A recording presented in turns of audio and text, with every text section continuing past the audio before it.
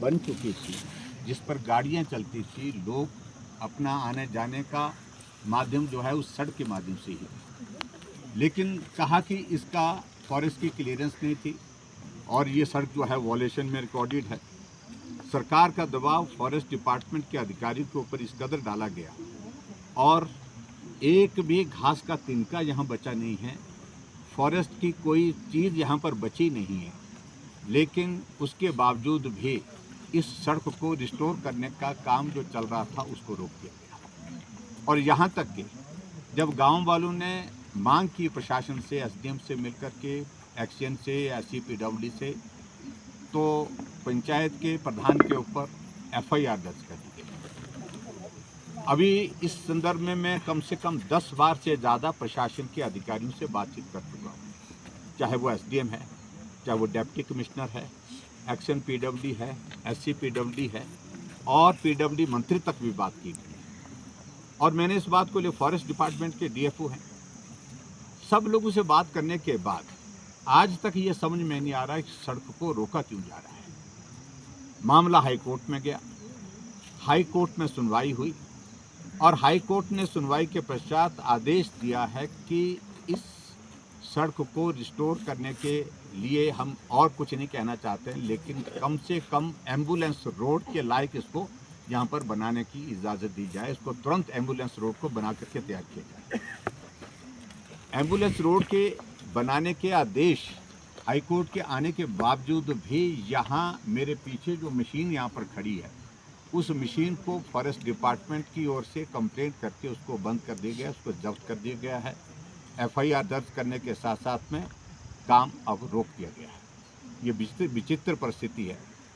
सही मायने में मुझे लगता है कि इस तरह का उदाहरण देखने को पूरे यहाँ पर हमारे हिमाचल प्रदेश में तो मिलेगा नहीं। एक तो आपदा के कारण बहुत सारे लोगों की घर चले गए, ज़मीन चले गए, पशु चले गए, जिंदगियाँ चले गई। सड़क नाम की कोई चीज़ थोड़ी बहुत अगर बची थी, जो यहाँ इस मलबे के हटाने के बाद जिसको रिस्टोर करने की लोगों ने अपील की, लोगों ने मांग की, उसको रिस्टोर करने से रोक दिया गया है। कहा कि ये फॉरेस्ट की लैंड है। फॉरेस्ट का नामो निशान यहाँ पर नहीं है। आप देख रहे हैं कि चारों तरफ जो यहाँ पर जो मलबा पड़ा है वो एक खड्ड है। और ऐसी सूरत में मैं अभी भी कहना चाह रहा हूँ, आज भी मुझे एक वीडियो मिला, मैंने सुबह ही आज मुख्यमंत्री को फॉरवर्ड किया। मुझे मालूम नहीं मुख्यमंत्री जी उस वीडियो को देख पाए हैं कि नहीं देख पाए हैं। अगर मेरी आवाज़ इस बात को सुन रहे हैं तो उसको ज़रूर देखें।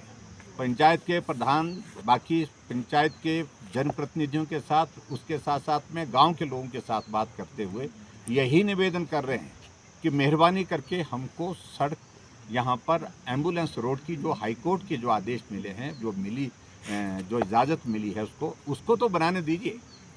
उसके लिए भी यहाँ पर कांग्रेस सरकार के एक नेता हैं और उस नेता के कहने पर रोक दिया गया है। इससे बड़ा दुर्भाग्य कोई हो नहीं सकता है। मानवीय दृष्टिकोण वर्तमान सरकार का इस कदर है कि यहाँ लोगों को बहुत बड़ी कठिनाई और इस त्रासदी के कारण जो झेलनी पड़ रही है, उसके बावजूद भी ज़रा सा उनके बच्चों के लिए, अभी बच्चा एक स्कूल जा रहा था, गिर गया, चोट लगी है, सिर में चोट लगी है, क्योंकि आने जाने के रास्ते इतने ख़राब हैं, उसके बावजूद भी कोई दया का भाव सरकार के अंदर है ही नहीं। हम इस सारे मामले को फिर से हाई कोर्ट में भी बात करेंगे और अधिकारियों से भी बात करेंगे। मैंने कहा है कि यहाँ जितने भी हमारे गांव के लोग हैं, अगर इस सारे संदर्भ में अगर अधिकारियों के साथ बातचीत करने के लिए जाना चाहेंगे, यहाँ भी जा कर के बात करना चाहेंगे, मैं यहाँ का प्रतिनिधि होकर के, विधायक होने के साथ में लोगों के साथ वहाँ पर खड़ा हूँगा, जाऊँगा। धरने पर बैठने की बात होगी, धरने पर भी बैठूँगा, लेकिन जनता की समस्या का समाधान जब तक नहीं हुआ तब तक हमारी लड़ाई जारी रहेगी।